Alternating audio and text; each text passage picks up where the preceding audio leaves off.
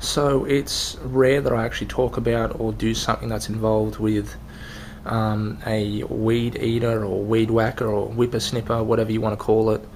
But this was actually found, and the whole thing was fully intact, as you can see. It's a straight shaft. It's a McCulloch Eva or Eager Beaver. You can see there. It's got compression, it's got spark, and the air filter is absolutely spotless, as well as the fuel filter and fuel tank, which was a bit strange. And yeah, so I'm pretty sure all this thing needs is a bit of TLC and some fuel, that and a few fuel lines, because it's all just corroded away.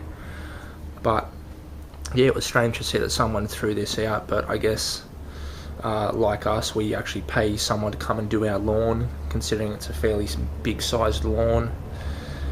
But yeah, it'd be nice to get this thing going and have a bit of a backup. You can see it's pretty neglected, it's covered in dirt and all that stuff, but everything's intact and everything works.